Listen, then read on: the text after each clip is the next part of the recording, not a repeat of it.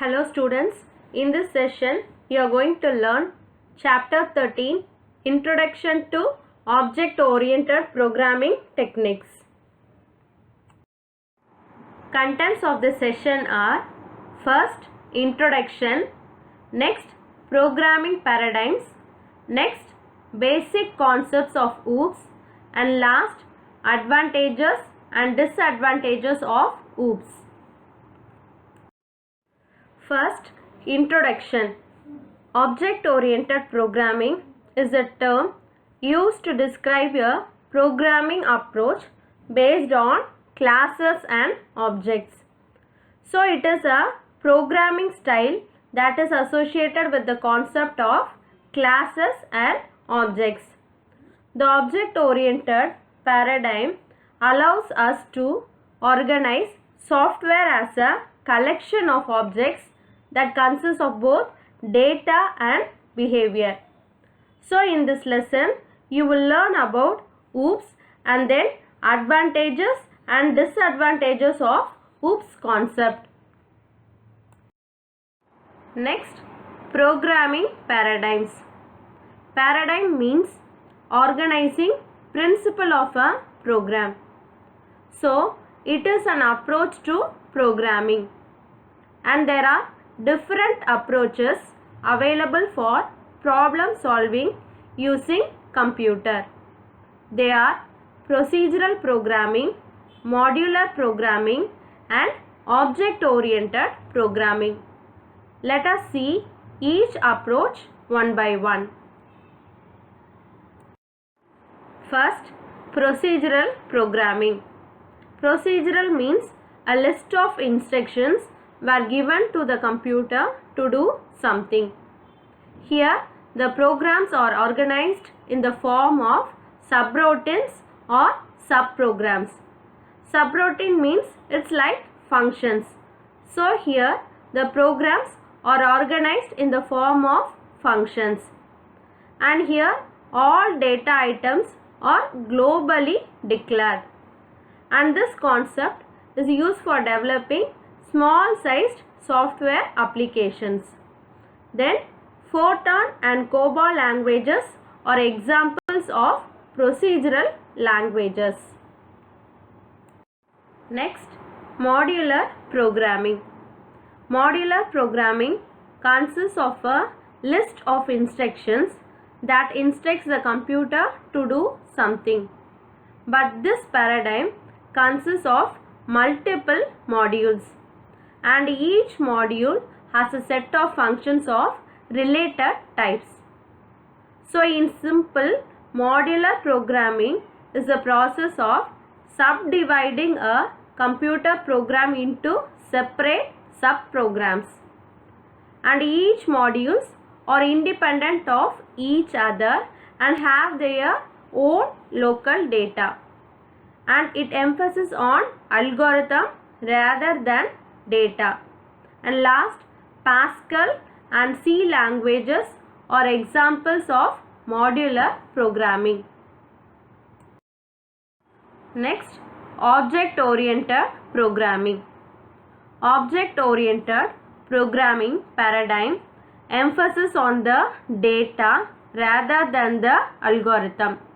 And next, it implements programs using classes and objects. Here, data and its associated operations are grouped into single unit, and C++, Java, Python are some examples of object-oriented programming. Next, basic concepts of object-oriented programming. The object-oriented programming has been developed to overcome the drawbacks of procedural and modular programming. Object-oriented programming aims to implement real-world entities like data abstraction, encapsulation, modularity, inheritance and polymorphism in programming. So, what is data abstraction? Data abstraction is one of the most essential and important features of object-oriented programming. It refers to providing only essential information about the data to the outside world, hiding the background details. So this is called data abstraction. Next, what is encapsulation? Encapsulation means binding the data variables and functions together in single unit. Next, modularity.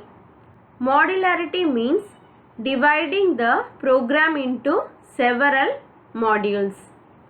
Next, inheritance. Inheritance means it is the process of deriving a new class from the base class, that is deriving from an existing class. And last, polymorphism. Polymorphism means it is the ability of a function or a message to be displayed in more than one form. So let us learn about these concepts in detail in your following chapters. Next, advantages of object-oriented programming. First, reusability. That is, the code can be written once and can be used again and again in your program. And next, redundancy. So through inheritance, we can eliminate redundant code and extend the use of existing classes. Next, easy maintenance. So it is easy to maintain and modify existing code. And last, security. So using data abstraction, only necessary data will be provided to the user. Thus, it maintains the security of data. So these are some advantages of object-oriented programming. And last, disadvantages of object-oriented programming. First, size. Object-oriented programs are much larger than other programs. Next, effort. Object-oriented programs require a lot of work to create. And last, speed. Object-oriented programs are slower than other programs because of their size. So these are some of the disadvantages of object-oriented programming. Next, today's assignment question is, what are the advantages of OOPS? So with this, I conclude our class today. Thank you.